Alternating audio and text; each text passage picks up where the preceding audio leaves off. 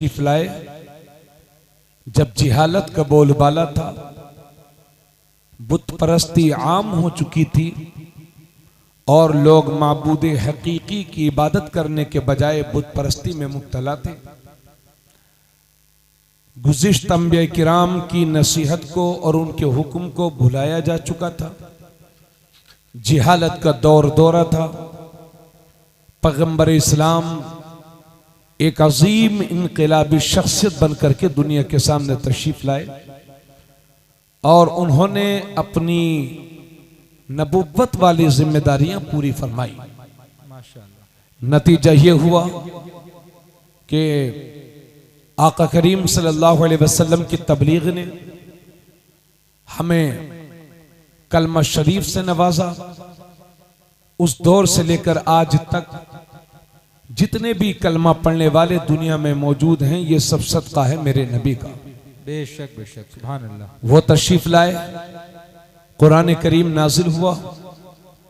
अब न क़यामत तक कोई आसमानी किताब आएगी, न कोई पैगंबर, न कोई रसूल आएंगे।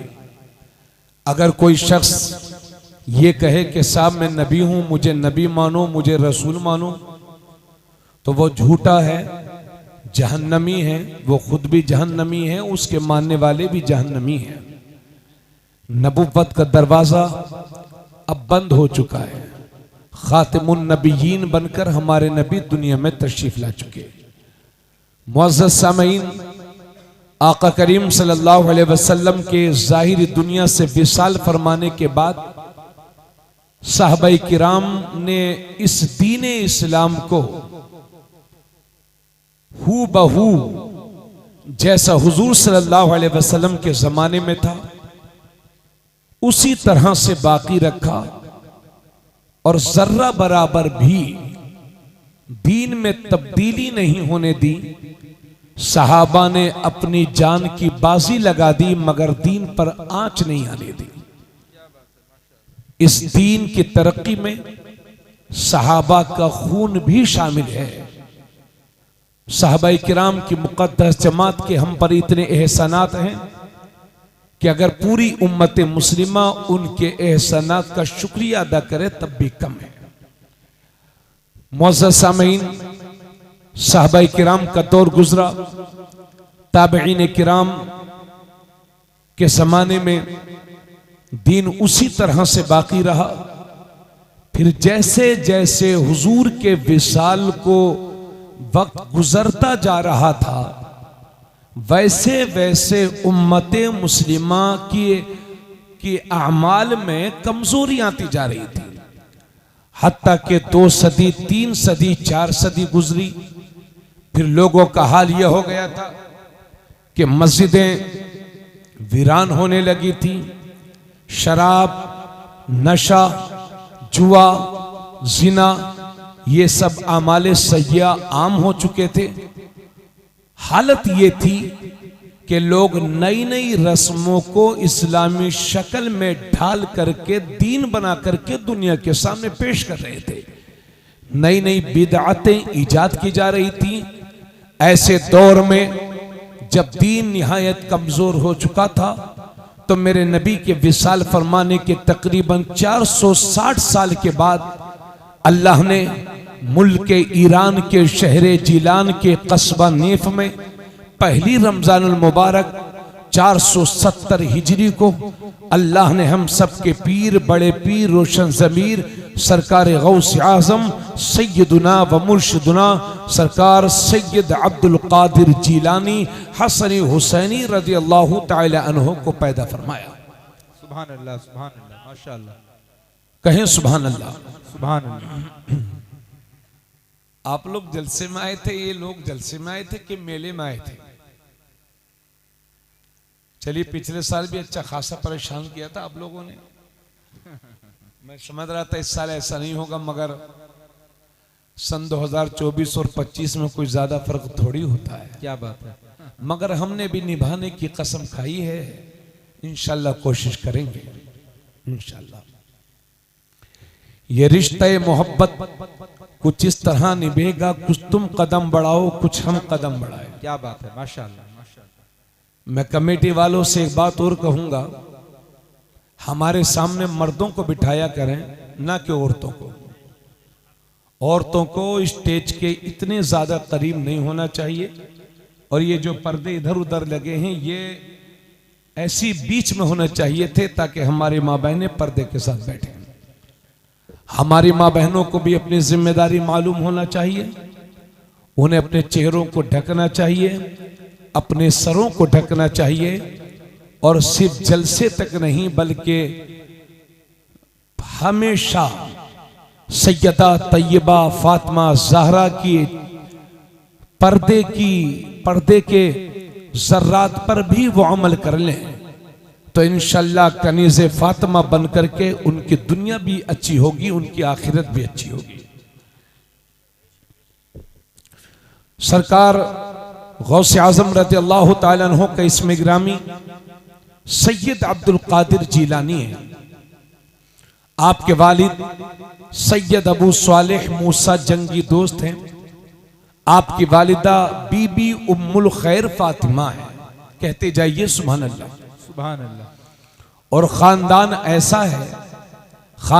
ऐसा है कि सरकार गौसे आजम अपने वालिद की तरफ से इमाम हसन की औलाद हैं और अपनी माँ की तरफ से इमाम हुसैन की औलाद है। यानी वालिद की तरफ से हसनी सैयद है और माँ की तरफ से हुसैनी सैयद है। ऐसा सैयद जिनके माँ बाप में से कोई एक इमाम हसन की औलाद हो और उनमें से कोई एक इमाम हसन की औलाद हो, ऐसे सैयद को सैयद नजीबुत तरफैन कहते हैं। बेशक बेशक। यानी वो सैयद वो है कि जिसको बारगाह इमाम हसन से भी फैज मिला हो और बारगाह इमाम हुसैन से भी फैज मिला हो। कहिए सुभान अल्लाह। मैं एक दिन एकदम सादा ज़बान में तकरीर करूंगा, कोई गाड़ी उर्दू इस्तेमाल करने का मेरा इरादा नहीं है। तवज्जो फरमाएंगे।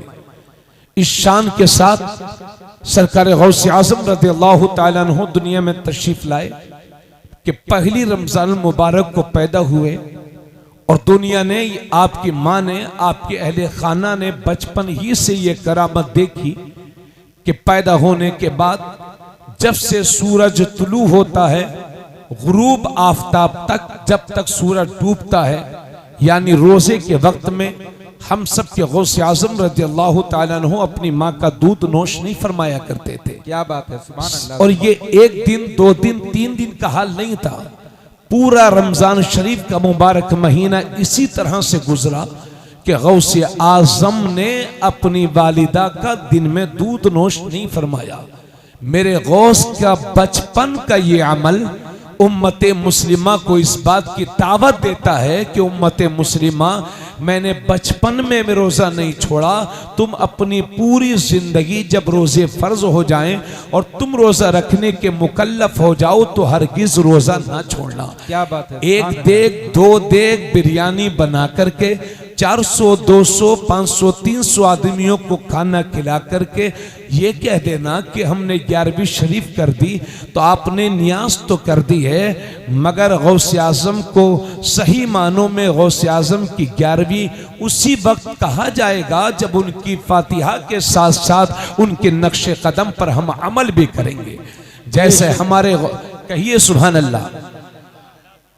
बात मेरी समझ में आ रही कि नहीं आपको? इंशाल्लाह सब आएगी, आप तवज्जो से सुनिए। तो मैं ये अर्ज कर रहा था, इस शान के साथ वो दुनिया में तशरीफ लाए। हमारी माँ बहनें भी सुनेंगी, बड़े अदब के साथ सुनेंगी, आवाज बिल्कुल नहीं बुलंद करेंगी। आप हजरात को कोई बात अच्छी लगेगी तो सुभान अल्लाह माशाअल्लाह कहते रहिएगा। हजरात, जब मेरे नबी सल्लल्लाहु, जब हजरत सरकार गौसे आज़म रज़ियल्लाहु ताला अन्हु दुनिया में तशरीफ लाए तो आपकी माँ की उम्र उस वक्त 60 बरस की थी, जबकि उमूमन 60 बरस की उम्र में औरतें सिन्ने यास को पहुंच जाती हैं, यानी उन्हें माहवारी आना बंद हो जाता है, जिसके नतीजे में उनके बच्चे उस 60 साल की उम्र में उमूमन औरतें इस लायक नहीं रह जाती कि किसी बच्चे को जन्म दे सकें। मगर अल्लाह के फजलो करम से जब हम सब के बड़े पीर पैदा हुए तो आपकी माँ की उम्र उस वक्त तकरीबन 60 साल थी। सुभान अल्लाह, सुभान अल्लाह। जब मेरे नबी इस दुनिया में तशरीफ लाए, सैयदा आमिना के बतने मुबारक से जब मेरे नबी इस दुनिया में तशरीफ लाए, तो तारीख बताती है कि जिस साल मेरे नबी की दुनिया में आमद हुई, मेरे नबी की पैदाइश हुई, इस पूरी दुनिया के अंदर जिन जिन औरतों के यहाँ बच्चे पैदा होने थे, अल्लाह ने दुनिया की सारी औरतों को हुक्म फरमा दिया कि लड़के पैदा करें। नतीजा यह हुआ कि जिस साल मेरे नबी दुनिया में तशरीफ लाए, उस साल इस पूरी दुनिया के अंदर अल्लाह ने कहीं भी लड़की नहीं अता फरमाई, बल्कि पूरे साल लड़के ही लड़के पैदा होते रहे। क्यों? क्योंकि मेरे नबी की आमद से पहले बेटियों को जिंदा दरगोर कर दिया जाता था, बेटियों को जिंदा दफन कर दिया जाता था। हजारों नहीं बल्कि लाखों बेटियों को जिंदा पैदा होने के बाद जिंदा दफन कर दिया गया। तो कहीं ऐसा न हो कि जिस साल पैगंबर इस्लाम तशरीफ लाए उस साल भी कोई बेटी पैदा हो, कोई लड़की पैदा हो और उसको जिंदा दफन कर दिया जाए, उसका मर्डर कर दिया जाए, उसका कत्ल कर दिया जाए, तो हुजूर की आमद के साल पर दाग लग जाए। और इतिहास पढ़ने वाले, इतिहास लिखने वाले जब इतिहास पढ़ें और लिखें तो यह भी लिखने पर मजबूर हो जाएं कि जिस साल रसूलुल्लाह दुनिया में तशरीफ लाए थे उस साल भी बेटियों के कत्ल हुए थे, उस साल भी बेटियों के मर्डर हुए थे। इस दाग से बचाने के लिए अल्लाह ने उस पूरे साल में पूरी दुनिया के अंदर कहीं भी लड़की नहीं अता फरमाई, बल्कि जिन जिन औरतों के यहाँ बच्चे पैदा होने थे अल्लाह ने सबको लड़के ही लड़के अता फरमाए। तो एक साल वो गुजरा है कि जिस साल में मेरे नबी की आमद की बरकत से पूरी दुनिया के अंदर पूरे साल में लड़की नहीं पैदा हुई, बल्कि पूरी दुनिया में लड़के ही लड़के पैदा हुए। और एक रात वो गुजरी है कि जिस रात में शहरे जिलान में मेरे गौस पैदा हुए। तारीख बताती है कि पूरे शहरे जिलान में कहीं भी लड़की नहीं पैदा हुई, बल्कि जिन जिन औरतों के यहाँ बच्चे पैदा होने थे अल्लाह ने लड़के पैदा करने का सबको हुक्म फरमाया और पूरे शहरे जिलान में लड़के ही लड़के पैदा हुए।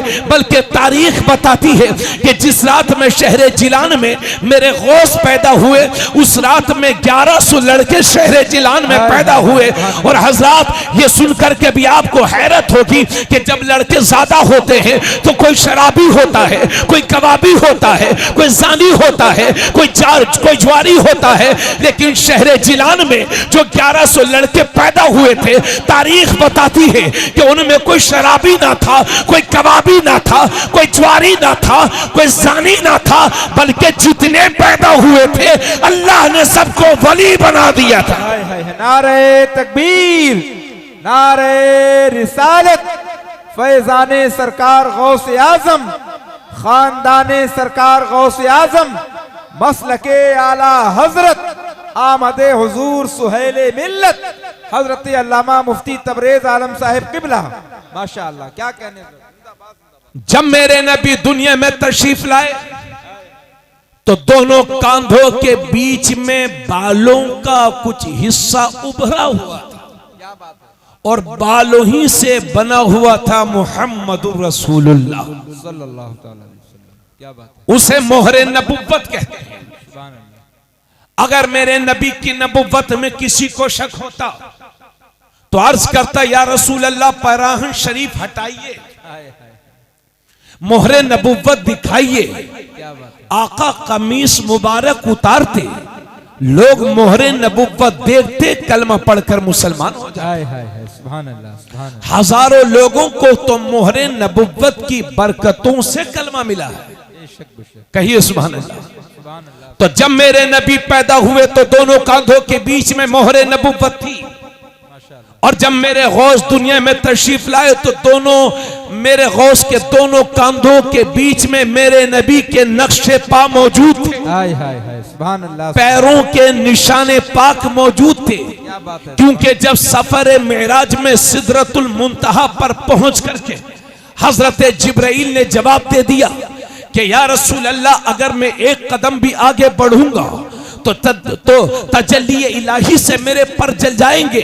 जब उन्होंने माजरत कर ली तो उस वक्त रूहे गौसे आजम को वहां हाजिर किया गया और मेरे गौस के कांधों को मेरे नबी की सवारी बनने का शरफ हासिल हुआ। सुभान अल्लाह, सुभान अल्लाह। क्या बात है। जिंदाबाद, जिंदाबाद। कहिए सुभान अल्लाह। सुभान अल्लाह, सुभान अल्लाह। ये आलम था। इंशाअल्लाह मैं इस सिलसिले में बयान करूंगा, मगर साथ ही साथ हमें सिर्फ सुनना ही नहीं है, बल्कि उनकी सीरत को सुन करके हमें अमल की तरफ कदम भी बढ़ाने हैं इंशाअल्लाह। आगे बढ़े। वो बच्चा पैदा हुआ, बचपन ही से करामात मशहूर होती गई। बुजुर्गों ने तो यहां तक लिखा है कि जिस तरह से मेरे नबी के मौजज़ात बेशुमार हैं, इसी तरह से गौस आजम की करामात बेशुमार है। जी, अजीब आलम था, अजीब शोहरत थी। ऐसी शोहरत कि दुनिया ने उससे पहले नबी और रसूलों के बाद सहाबाए किराम और किबार ताबईन की मुकद्दस जमात के बाद ऐसी शोहरत किसी को नसीब नहीं हुई। इतनी शोहरत, ऐसा पाकीज़ा जात वाला बच्चा, सुभान अल्लाह। आलम यह था कि जब वो पढ़ने के लायक हो गए तो आपकी मां आपको मदरसे लेकर के गई। पहला दिन है मेरे गौस का मदरसे में, तवज्जो चाहूंगा। उस्ताज ने पढ़ाया, पढ़ो बेटा बिस्मिल्लाहिर्रहमानिर्रहीम। गौस आजम ने शुरू किया तो एक ही बैठक में 18 पारे सुना दिए। उस्ताज मुस्कुरा के बोले, बेटा अब्दुल कादिर पढ़ने आए हो कि पढ़ाने आए हो? अल्लाह अल्लाह अल्लाह। ये 18 पारे कहां से याद हो गए? क्या बात है। तो हम सबके बड़े पीर कहते हैं उस्ताज मोहतरम, मामला यह है कि मेरी माँ 18 पारों की हाफिजा हैं, और जब मैं अपनी माँ के पेट में था तो मेरी माँ काम भी करती थी और कुरान का दौर भी किया करती थी, और अब्दुल कादिर उसे याद करता था, चला जाता। अल्लाह, सुभान अल्लाह। ये थी वो माँ कि जो काम कर रही है तो कुरान की तिलावत कर रही है। क्या बात है।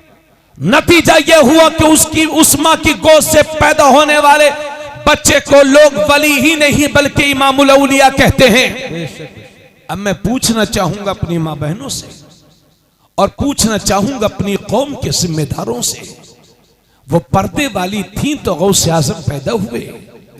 जब हमारी बहन बेटियां, हमारी कौम की औरतें, मुसलमानों के घरों की औरतें जब दुपट्टा सर के बजाय गले में डाल करके पूरे गांव के चक्कर लगाएंगी, मार्केट और बाजार की जीनत बनेंगी, तो क्या इनके पेट से कोई वली पैदा हो सकता है?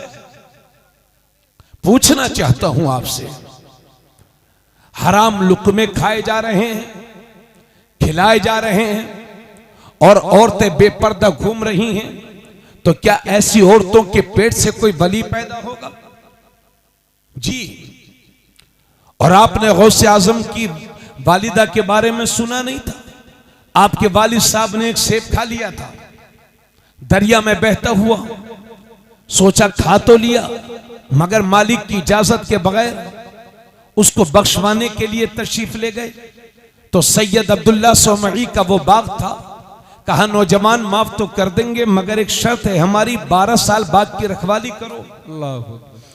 12 साल तक बाग की रखवाली करते रहे, और जब 12 साल मुकम्मल हो गए कहा नौजवान अब भी माफ नहीं करेंगे, मेरी एक शर्त और है, जब माफ करूंगा जब उस शर्त को पूरा कर लोगे। क्या शर्त है हुजूर? मेरी एक लड़की है, उससे तुम्हें शादी करना है, और ये भी सुन लो जिस लड़की के साथ तुम्हारा निकाह होगा वो आंखों से अंधी है, कानों से बहरी है, हाथों से लुंजी है, पैरों से लंगड़ी है, उससे तुम्हें शादी करना है। कहा हुजूर उसके बगैर आप सेब नहीं बख्शेंगे? कहा नहीं। कहा हुजूर तो ठीक है, देखा भी नहीं, बगैर देखे हां बोल दिया, देखा भी नहीं, बगैर देखे हां बोल दिया। और हमारी हालत यह है कि 10-10 जगह देख करके भी सब्र नहीं आ रहा है। जब तक सेठ जी की बुलेरो इलाके के 10-5 गांव न छान देगी, है ना, और कितनी बेटियों को रोने पर जब तक ये मजबूर नहीं करेंगे तब तक इनके लड़के का रिश्ता ही कहां होगा। जी ये हालत है हमारी। हजरात देखा भी नहीं हां बोल दिया, और जब निकाह के बाद पहली बार अपनी बीबी के हुजरे में गए, सलाम किया, अस्सलाम वालेकुम व रहमतुल्लाहि व बरकातुहू। पलट के जवाब देती हैं वालेकुम अस्सलाम व रहमतुल्लाहि व बरकातुहू। तो क्या देखते हैं सैयद अबू सालेह मूसा जंगी दोस्त कि ऐसी खूबसूरत और हसीना लड़की बैठी हुई है कि जिसके हुस्न को देखकर चांद भी शर्मिंदा हो जाए। उल्टे पांव वापस हो गए, उल्टे पांव वापस हो गए। ऐसा लगता है ये लड़की तो वो है ही नहीं जिसके बारे में मुझे बताया गया था।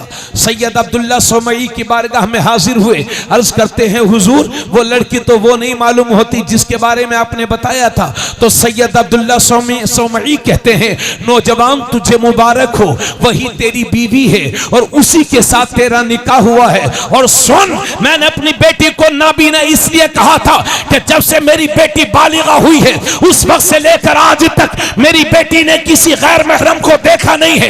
मैंने अपनी बेटी को बहरी इसलिए कहा था कि मेरी बेटी ने कभी किसी की गीबत नहीं सुनी है। मैंने अपनी बेटी को माजूर इसलिए लंगड़ी इसलिए कहा था कि मेरी बेटी ने शरीयत के खिलाफ कभी एक कदम नहीं उठाया है। मैंने अपनी बेटी को हाथों से लुंजी इसलिए कहा था कि मेरी बेटी ने शरीयत के खिलाफ कोई काम नहीं किया है। मुझे कहने दो, जब मां ऐसी हो और जब बाप ऐसा हो, जब दोनों मिलते हैं तो उस घर में गौसे आजम का जन्म होता है। बेशक बेशक। नारे तकबीर, नारे रिसालत, अजमते खानदाने गौसे आजम, मसलके आला हजरत।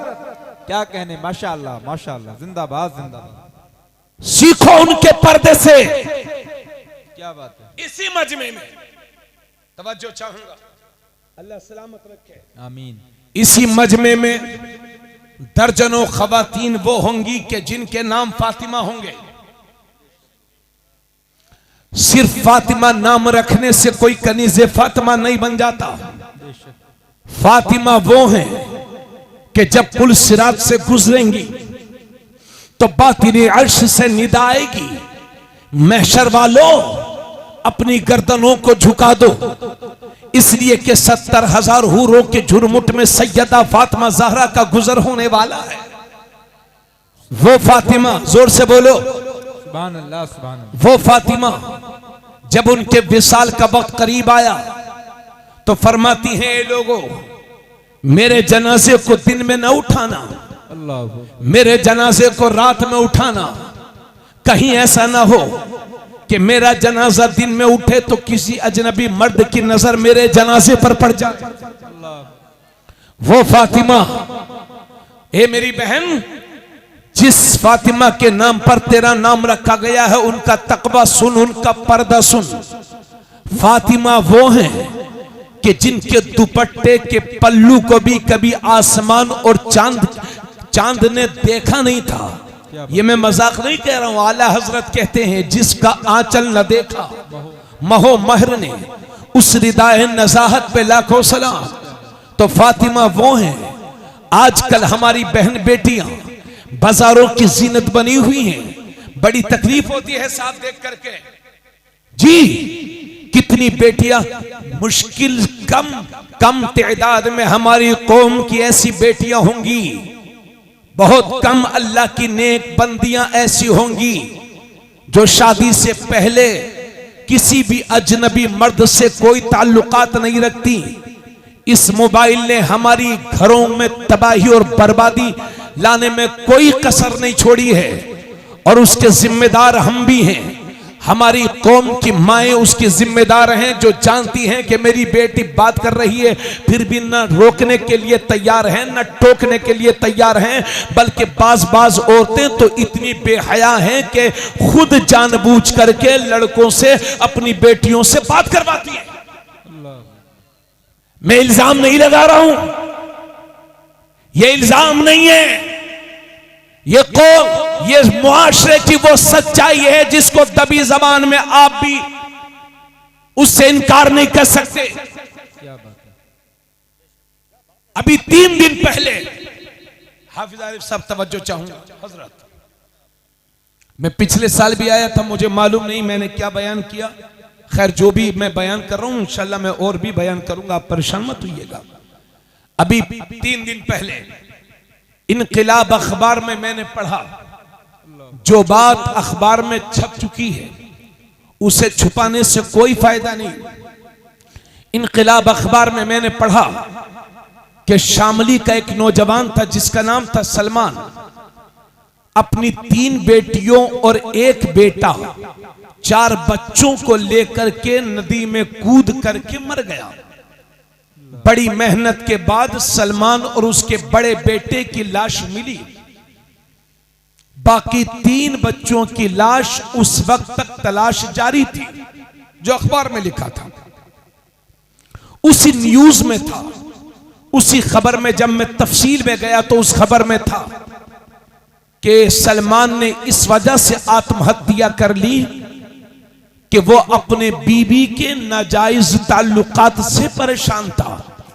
और भाई साहब अखबार उठा के देख लीजिए, एक मर्द नहीं बल्कि 4 मर्दों के उसमें नाम दिए गए थे। आसपास के गांव के 4 मर्दों से एक 4 बच्चों की मां नाजायज ताल्लुकात बनाए हुए थे, जिसके नतीजे में वो घर बर्बाद हुआ। अब मुझे बताइए, शोहर ने आत्महत्या कर ली, बच्चे डूब करके मर गए, तो उन 4 में से कोई एक भी इस पर भरोसा करके उसके साथ निकाह करेगा? इसी आशिकी के चक्कर में कितने घर बर्बाद हो चुके हैं। रमजान शरीफ का वो मेरठ का हत्याकांड कि जिसमें एक अय्याशा ने अपने शोहर को लंदन से बुलवाया, अपने प्रेमी के साथ मिलकर के नशा किया, शराब पी, और शराब में इतनी के नशे में इतनी अंधी हो गई कि अपने शोहर को कत्ल करने के बाद उसके जिस्म के कई हिस्से करके ड्रम में उसको पैक कर दिया। सुना होगा साहब आपने। उस वक्त से लेकर तो बाढ़ आ गई थी। उसके बाद मेरठ में एक औरत ने अपने प्रेमी से गुंडे को बुलवा करके अपने शोहर को मरवा दिया। मैंने अखबार में पढ़ा कि लखनऊ में एक साहिबा ने अपने शोहर को बिल्डिंग से ढकेल कर मार दिया। एक साहिबा ने तो सांप को बुलवाया, सांप से डसवा दिया अपने शोहर को। सही पूछिए, आज ईमानदारी से कहूं तो सच्चाई यह है कि कितने शादीशुदा मर्द अपनी बीवियों से डरे हुए हैं, कहीं ऐसा ना हो कि हमारी बीवी भी हमको मरवा डाले। पहले औरतें खतरे में थी, आजकल शादीशुदा मर्द खतरे में है, और ये खतरे में आपने ही बनाया है। शोहर जानता है कि मेरी बीवी नाजायज ताल्लुकात बनाए हुए है, बात करती है अजनबी मर्दों से, उसके बाद भी वो घर पर कंट्रोल करने की कोशिश नहीं करता। उसने घर में 2-2 बड़े-बड़े मोबाइल छोड़कर रखे हैं। ये हालात हैं साहब। ए मेरी बहन, बहुत बदनामी हो चुकी है। आज इस हिंदुस्तान की जमीन पर कितनी औरतें ऐसे हैं कि जिन्होंने अपने शोहर का मर्डर करवा कर अपने घरों को बर्बाद कर लिया, और वो जेलों की सलाखों के पीछे जिंदगी गुजार रही है। तू कनीज़े फातिमा है, जिसके साथ तेरा निकाह हुआ है, उसके साथ जीने मरने की कसम खा जाना। अपने शोहर की अमानत में कभी खयानत न करना। तू दूसरी औरतों की तरह नहीं है, तू सैयदा फातिमा ज़हरा की कनीज है। मेरे नबी ने इरशाद फरमाया था कि ए लोगों, अगर अल्लाह के सिवा किसी को सजदा करना जायज होता तो मैं इन औरतों को हुक्म देता कि अपने शोहरों को सजदा करें, मगर अल्लाह के सिवा किसी को सजदा करना जायज नहीं है। इसलिए ये औरतें अपने शोहर को सजदा तो नहीं करेंगी, मगर इससे पता चलता है कि शोहर की ताज़ीम और उनका एहतराम इनके लिए कितना ज्यादा जरूरी है।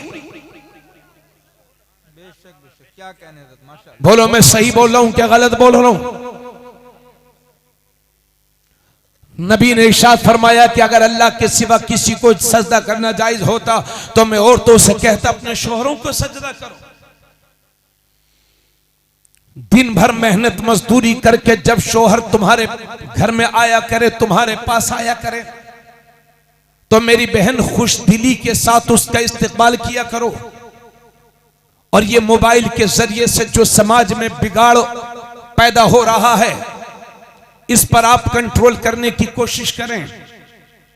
और आपसे भी गुजारिश करता हूं, हम सिर्फ औरतों ही को नहीं कह सकते, इन्हें ही जिम्मेदार नहीं ठहरा सकते। बाज मर्दों के भी ये हाल है कि शादी से पहले भी लफंगे थे, 4 बच्चे पैदा होने के बाद भी लफंगे हैं। जी, उसकी बीवी अपने शोहर के नाजायज ताल्लुकात से परेशान है। मियां जी, ये हंसने का मकाम नहीं है, ये रोने का मकाम है। कितने घर तबाह हो बर्बाद हो गए इसी बदचलनी की वजह से। जब बीवी ने या शोहर ने जैसे ही बुरे ताल्लुकात कायम किए, उसी दिन से घर में लड़ाई शुरू। और जब घर में लड़ाई शुरू, भाई एक बात आप मुझे बताएं, क्या आप में से किसी शख्स ने जहन्नम देखा है? बोलो बोलो। अरे यार, ये बिल्कुल सच्ची बात है। आपने नहीं देखा तो कम से कम कह दीजिए हमने नहीं देखा, और कह दो देखने की तमन्ना भी नहीं है। क्या बात है, वाह वाह वाह। मगर जनवरी की गर्मी का सर्दी का मजा तो उसे ही आएगा ना जिसने जून की गर्मी बर्दाश्त की हो। इसी वजह से कयामत के दिन एक मौका वो भी आएगा कि पक्के जहन्नमियों को के लिए जन्नत की एक खिड़की खोल करके जन्नती नजारा उन्हें दिखाया जाएगा। अल्लाह अकबर, अल्लाह। कि अगर तुम अच्छे अमल करते, ईमान लाते, तो तुम यहां होते। हाय हाय। इसी तरह से जन्नतियों के लिए जहन्नम की तरफ एक खिड़की खोली जाएगी और उनको दिखाया जाएगा कि बुरे अमल करते तुम यहां होते। अल्लाह। जन्नत का आराम उन्हें तभी महसूस होगा जब वो जहन्नम के अजाब को अपनी आंखों से थोड़ा सा देख लेंगे। तो हम लोगों ने जहन्नम नहीं देखा और जहन्नम देखने की तमन्ना भी नहीं है, क्योंकि 5 टाइम दुआ करते हैं वकीना अज़ाबन नार। मगर अगर जहन्नम ही, दुनिया ही में जहन्नम का कुछ नजारा देखना चाहते हो तो उन घरों में चले जाओ जहां मियां बीवी की आपस में लड़ाई रहती हो। कसम अल्लाह की, संगे मरमर पत्थर के घर में रहते हैं, मगर जिंदगी दोज़ख बन जाती है। और अगर इस दुनिया ही में जन्नत के नजारा देखना चाहते हो तो उन घरों में चले जाओ जहां मियां बीबी आपस में खुश रहते हो, छप्पर के नीचे होते हैं, मगर जन्नत का मजा आता। हाय हाय हाय। नारे तकबीर, नारे रिसालत, इस्लाहे मुआशरा कॉन्फ्रेंस, मसलके आला हजरत फैजाने बिलग्राम शरीफ। माशाअल्लाह, सुभान अल्लाह, सुभान। ये कब होगा? ये जब होगा जब शौहर अपनी बीवी की अमानत में खयानत न करे और बीवी अपने शौहर के अमानत में खयानत न करे। तो जहां इस्लाम ने औरतों पर उनके शौहरों के हक रखे हैं, यह मैं इसलिए बोल रहा हूं इसलिए कि हालात हाजिर पर हमारी पूरी तरह से नजर है। हम अपने मुआशरे को करीब से समझने की कोशिश कर रहे हैं। इसलिए मैं कह रहा हूं, मेरा दिल नहीं चाहता था, मगर यह जमीनी सच्चाई है जिससे आप इनकार नहीं कर सकते। अब आइए जरा आप अपनी जिम्मेदारियों को सुनिए। एक सहाबी अल्लाह के नबी की बारगाह में हाजिर हैं, अर्ज करते हैं, या रसूल अल्लाह, हमारी बीवियों का हक हम पर क्या है? इधर देखें। या रसूल अल्लाह, हमारी बीवियों का हक हम पर क्या है? तो मेरे नबी ने इरशाद फरमाया, तुम्हारी बीवियों का हक यह है कि जैसा तुम खाओ वैसा उन्हें खिलाओ। क्या बात है, माशाअल्लाह। जैसा तुम पहनो वैसा उन्हें पहनाओ, और अगर किसी शरई जरूरत के तहत मार न पड़ जाए तो हुजूर फरमाते हैं, अपनी बीवी के चेहरे पर ना मारो और अपनी बीवियों को गाली ना दो, और घर के सिवा उन्हें कहीं तनहा छोड़ करके मत जाओ। यह है शौहरों पर जिम्मेदारी उनकी बीवियों की। और आका करीम सल्लल्लाहु अलैहि वसल्लम इरशाद फरमाते हैं, कामिल ईमान वाला वो शख्स है जिसका अखलाक अच्छा हो, और तुम में सबसे बेहतरीन इंसान वो है जो अपनी बीवियों के लिए नरम दिल रखता हो। ये लोगों, बाहर वालों की 70 माफ करते हो तो घरवाली की 2-4 ही माफ कर दिया करो, ताकि तुम्हारा घर ही तुम्हारे लिए जन्नत का नमूना बन जाए। सुभान अल्लाह। सैयदा सरकार गौसे आजम की वालिदा का वो पर्दा था कि बालिगा होने के बाद किसी अजनबी मर्द को उन्होंने अपनी आंखों से देखा नहीं था। इसलिए मेरी बहन, अरे मेरी कौम के जिम्मेदारों, अगर आप लोगों से दोस्ती करते हैं तो ये दोस्ती आपकी घर से बाहर तक ही रहना चाहिए। बाज जगहों के हाल तो ये हैं और देहातों में बाज घरों के हाल तो ये होते हैं, उनके घर में माशाअल्लाह इतनी बेपर्दगी होती है कि जब भी कोई चाहता है मुंह उठाता है, चला आता है। गलत है। इस्लामी तरीका यह है कि अगर किसी के घर जाना हो तो पहले उसके दरवाजे पर दस्तक दीजिए और बावाज़े बुलंद सलाम कीजिए और दरवाजे के सामने से थोड़ा सा हट करके खड़े हो जाइए ताकि कोई खातून दरवाजा खोले तो उसकी नजर डायरेक्ट आप पर न पड़े। और जब घर से अंदर से आने की इजाजत मिल जाए तब किसी के घर में जाइए। और ये लोगों, अल्लाह ने आपको वुसअत दी है तो अपने घरों में एक बैठक बनाया करें ताकि कोई भी मर्द आए तो वो उसी बैठक में बैठे, काम पूरा हो जाए, चला जाए।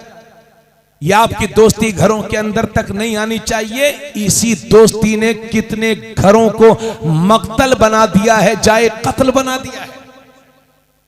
ठीक है जी, इसलिए आप अपने घरों में इस चीज का एहतमाम करें।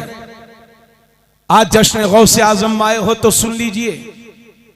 एक साहब सरकार गौसे आजम रज़ियल्लाहु ताला अन्हु की बारगाह में हाजिर हुए और अर्ज किया, हुजूर इस वक्त मेरे काम में बिल्कुल बरकत नहीं है, इधर देखें हुजूर, मैं इस वक्त तंगदस्ती की जिंदगी गुजार रहा हूं, गुर्बत की जिंदगी गुजार रहा हूं। वो आने वाला कहता है, आप लोगों में से भी बहुत सारे लोग होंगे। कल मुझे एक साहब मिले, कहने लगे हजरत 10 साल से कोई कारोबार ही नहीं है। बहुत सारे लोगों की यही हालत है कि उनके कारोबार अच्छे नहीं चले, परेशान रहते हैं। आप लोगों में से बहुत सारे लोगों को शिकायतें होंगी कि हजरत कमाते तो बहुत हैं लेकिन बरकत बिल्कुल नहीं है। एक साहब हाजिर हुए कि हुजूर गुर्बत बहुत ज्यादा है मेरे गौस की बारगाह में। तो वो सोच रहे थे कि गौसे पाक कोई तावीज देंगे। मेरे गौस ने फरमाया, अगर ऐसा ही है तो एक काम करो, जाओ घर चले जाओ और अपने घर के दरवाजे पर जाकर के पर्दा लटका दो। वो साहब गए, पर्दा लटका दिया तो अब घर में बरकतों का नुज़ूल शुरू हुआ। पहले घर में रखने के, माल रखने के लिए पहले घर जगह थी लेकिन माल नहीं था। अब माल है लेकिन इतना के घर में रखने के लिए जगह ही नहीं है।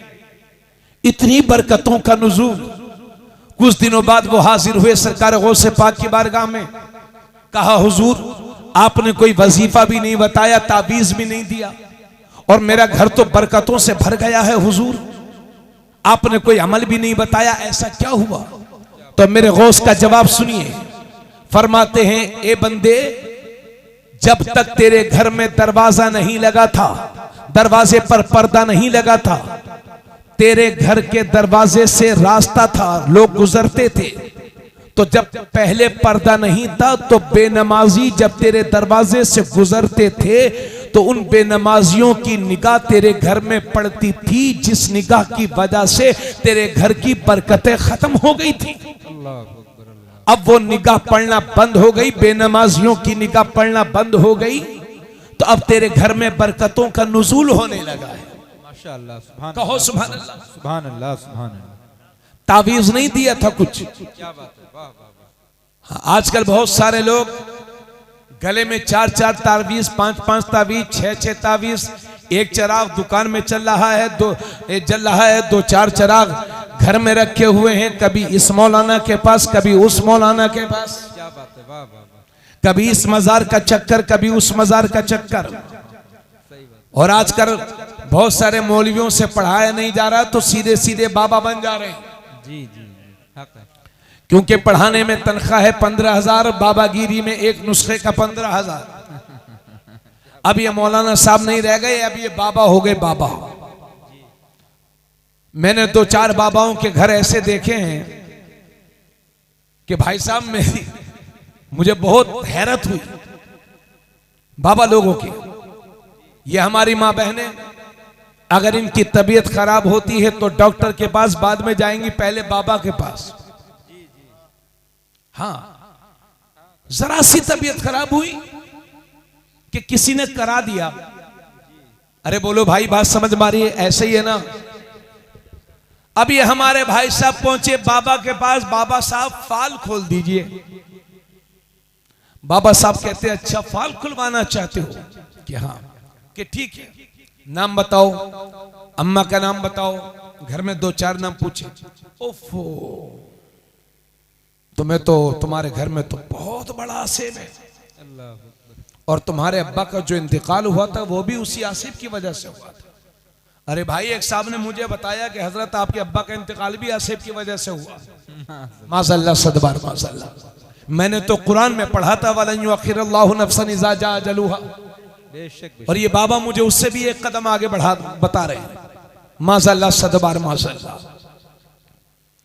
अब ये फाल खुली, बाबा बोले ओफो, बहुत बड़ा कराया हुआ है, जादू है तुम पर, काला जादू कराया गया है।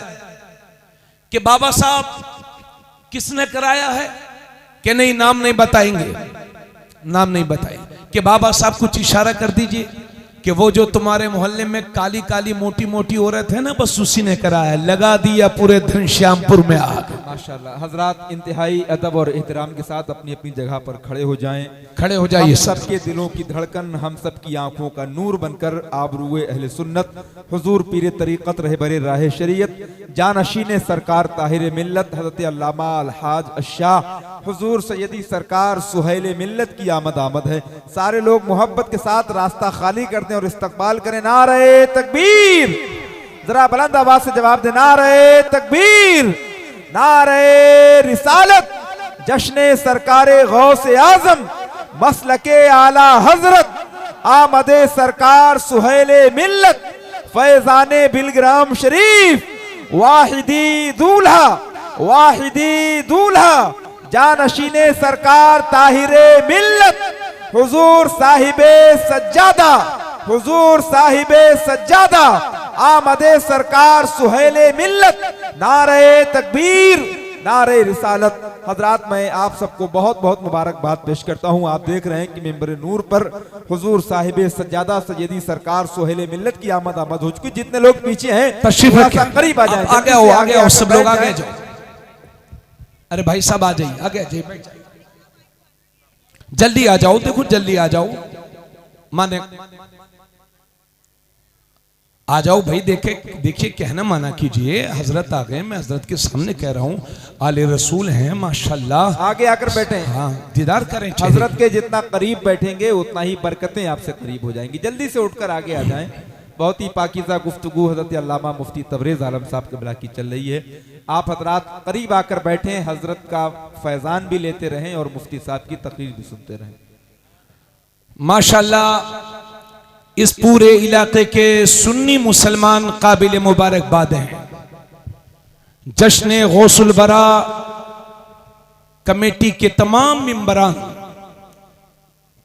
काबिल मुबारकबाद हैं। हमारे अजीज जनाब मोहतरम इमरान गाजी साहब और उनके तमाम मुहिब्बीन, दोस्त, मुताल्लिकीन, मुआविनीन मुबारकबाद के मुस्तहिक हैं। देखो, ये बीच में आप लोगों ने जो रास्ता छोड़ दिया है, थोड़ा सा कहना मान लिया कीजिए। मुझे मालूम है आप बड़े लोग हैं, लेकिन बर्दाश्त क्या कीजिए, आ जाइए, कोई बात नहीं है। अब मैं यहाँ के बैठना चाहिए आप लोगों को, वहां बैठे हो, चलो खैर, अल्लाह सलामत रखे।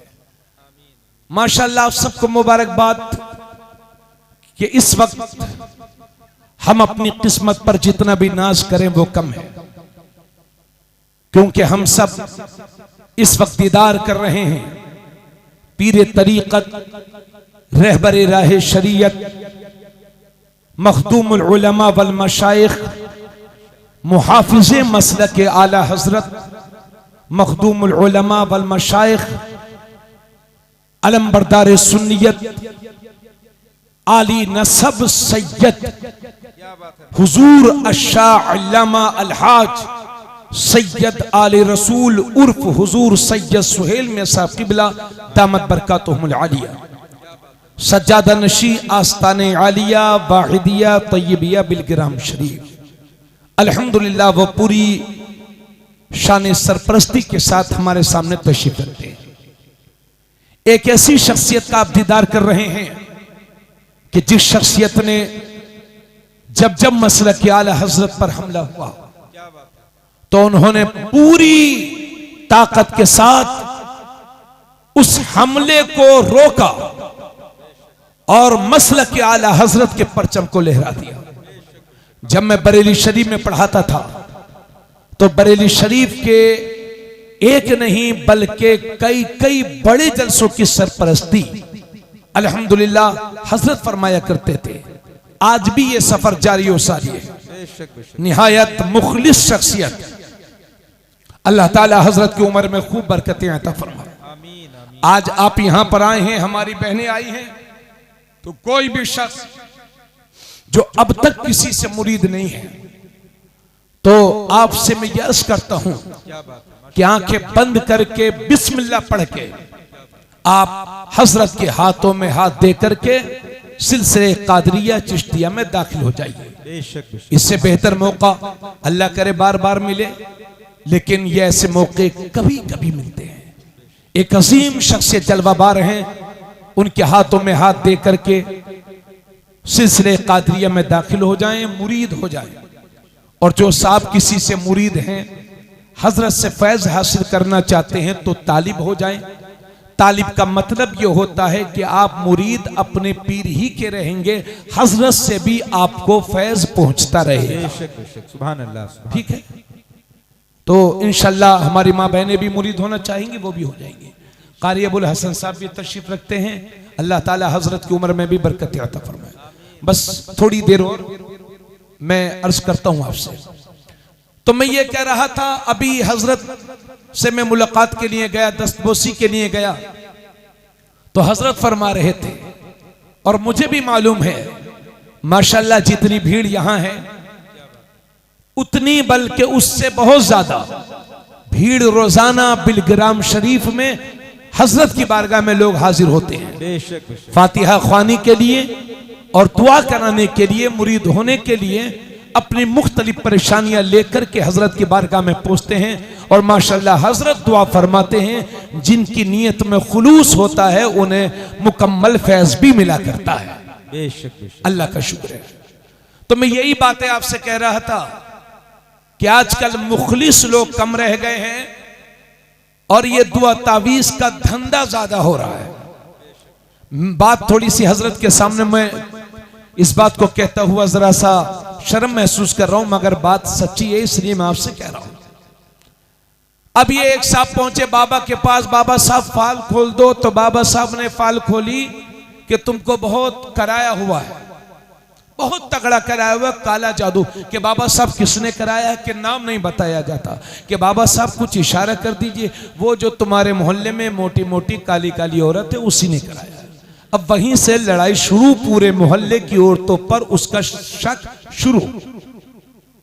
ऐसे ही है ना? तो बाबा साहब ये जादू कैसे खत्म होगा? ये जो कराया हुआ है इसका उतारा, कि इसका उतारा करना पड़ेगा कि कुछ सामान लाना पड़ेगा। बाबा साहब तो लिख दीजिए सामान। अब बाबा ने कलम उठाया और अल्लाह जाने कौन सी बोली में लिखा, ये तो बाबा साहब ही पढ़ सकते हैं बस। अब ये बाबा साहब ने नुस्खा लिखा है, ये बेचारा पहुंचा शाहजहांपुर, ये नुस्खा दे दीजिए। अब उसे कुछ समझ में आए तो दे। ये लखनऊ तक चक्कर लगा गया मगर बाबा का लिखा हुआ नुस्खे का सामान कहीं नहीं मिल रहा है। मजबूरी में आया बाबा साहब, कहीं नहीं मिला तो क्या किया जाए? कि अच्छा हम करवा दें? कि हाँ बाबा साहब करवा दीजिए, अब उतारा तो होनी है। तो बाबा साहब कितने रुपए लगेंगे? 11,773 रुपया। एक एक रुपया बिल्कुल कायदे के साथ, सेटिंग के साथ बताना है। क्या होगा कि जिन्नों की खुराक आएगी। लूट लिया इसको, इस कौम को बाबा उन्हें। और ये बाबा चाहे जिस धर्म का भी हो, ये बाबा जो महज बाबा है, ये कौम के लिए आफत है। और ये लोगों अगर अमल ठीक नहीं है तो तावीज क्या पूरा बाबा भी गले में लटका लोगे तो कोई फायदा होने वाले नहीं है। सुन लो, जब भी आपको लगे कि आप परेशान हैं, जब भी आपको लगे कि नजरे बद का शिकार हो गए हैं, जब भी आपको लगे कि आपके घर को आसेब ने घेर लिया है, जब भी आपको लगे कि जिन्नात का बसेरा हो गया है, जब भी आपको लगे कि हम परेशान हो रहे हैं, तो हमारे बुजुर्गों ने लिखा है कि अपने घर में खत्मे कादरिया करवा दो, अल्लाह तुम्हारी परेशानियों को दूर फरमा दे। बेशक बेशक, सुभान अल्लाह सुभान अल्लाह, जिंदाबाद जिंदाबाद। क्या कहने, इन बाबाओं के चक्कर मत डाला करो, बिलग्राम शरीफ जाया करो। सुभान अल्लाह सुभान अल्लाह। बिलग्राम शरीफ वो कि जिस बस्ती को मेरे आला हजरत ने जन्नत निशा कहा है, हाय हाय हाय, बेशक बेशक। वहां फातिहा पढ़िए मुजद्दिद की बारगाह में। सुभान अल्लाह। मीर अब्दुल वाहिद बिलगिरामी ये वो शख्सियत है जिसके नसब की, जिसके तकवे की मैं कसम खा सकता हूं। बेशक बेशक। फातिहा पढ़िए, अल्लाह के वलियों की बारगाह में दुआ करिए, उनको वसीला बना करके अपनी परेशानियों का हल तलाश कीजिए, हजरत के पास जाइए, इंशाअल्लाह आपकी मुश्किलें आसान होंगी। बेशक बेशक, सुभान अल्लाह। वरना वही होगा जो मैंने आपको बता दिया, बार बार नहीं दोहराऊंगा। खत्म कादरिया कराया करो अपने घर में, कम से कम साल में कई बार ना सही, लेकिन जब भी अल्लाह आपको तौफीक दे खत्म कादरिया कराया करो। चलिए आगे बढ़ते हैं। इमरान भाई, हजरत का हुक्म कब तक है? थोड़ी सी देर में हुजूर में, थोड़ी सी मेरे अजीज। अब देखिए, मैं बहुत तफसील में नहीं जाऊंगा, एक छोटी सी बात अर्ज कर रहा हूं। 18 साल की उम्र थी गौसे पाक की। एक दिन सैर के लिए जंगल निकले, एक किसान बैल को लेकर के जा रहा था, उसी के पीछे पीछे हो लिए। अचानक से बैल ने अपने चेहरे को फेरा और इंसानी ज़बान में बोला कि अब्दुल कादिर, तुमको इसलिए नहीं पैदा किया गया है कि किसी बैल का पीछा करो, बल्कि तुमको इसलिए पैदा किया गया है कि अल्लाह के बंदों को बाज़ो नसीहत करो, उन्हें हिदायत दो। इस बात को सुनकर के मेरे गौस अपनी माँ के पास तशरीफ ले आए। लेकिन मैं जब जब इस वाक़े को पढ़ता हूं तो मुझे अपने आप में बड़ी हंसी आती है, अल्लाह। और मैं सोचता हूं या अल्लाह, गौसे आजम क्या है? ये ईरान का बैल तो समझ गया, ये हिंदुस्तान का बैल कब समझेगा? अल्लाह अल्लाह। अभी तक शेख अब्दुल कादिर जिलानी में ही लगा हुआ है, गौसे आजम कहने को तो ये शिर्क बता रहा है। और जब हम ऐसे लोगों की मजम्मत करते हैं तो हमारे ही लोग कहते हैं ये तो सिर्फ बुराई करते हैं। क्या बात है। आलम यह है लोगों का कि जो गौसे आजम की अजमत को और उनके लक़ब गौसे आजम को कबूल करने के लिए तैयार ही नहीं है, जब 11वीं करेंगे तो उसको भी दावत देंगे। अल्लाह जाने 11वीं करते हैं कि सियासत करते हैं। दावत देंगे तो उसमें वहाबियों, देवबंदियों, बदअकीदों, अहले हदीस, सुलेह कुल्लियों को भी दावत देंगे। याद रहे, फातिहा 11वीं के फातिहा के खाने पर उसी का हक है जिसके दिल में मेरे गौस की मोहब्बत है। 11वीं के खाने पर उसका कोई हक नहीं है जो मेरे गौस आजम का दुश्मन हो, उनसे चलने वाला हो। इसलिए 11वीं किया करें, सियासत न किया करें। एक मौलवी को, वहाबी मौलवी, मैं 11वीं शरीफ की दावत में था, आ रहा था, दरवाजे पर वहाबी मौलवी भी मिल गया। मैंने कहा, अरे भाई कहां चले? मैंने कहा, अंदर जो खाना खाया जा रहा है उस पर बड़े पीर साहब का नाम लिया जा रहा। तो बोला, मेरी तो दावत है। लोगों से कहते हैं हराम हराम हराम, और दावत दे दो तो सुन्नियों से पहले पहुंच जाते। हमारे बुजुर्गों ने लिखा है, जिस फातिहा के खाने को बदमज़हब बददीन खा लेता है, उस फातिहा की बरकतें खत्म हो जाती हैं। अल्लाह। इसलिए कभी भी किसी बदमज़हब, सुले कुल्ली, बदअकीदा शख्स को 11वीं या किसी भी बुजुर्ग की फातिहा की खाने की दावत न दीजिए। समझ रहे हैं भैया? अरे बड़ा मुश्किल हो गया आप लोगों के लिए, थोड़ा बोलिए सुभान अल्लाह।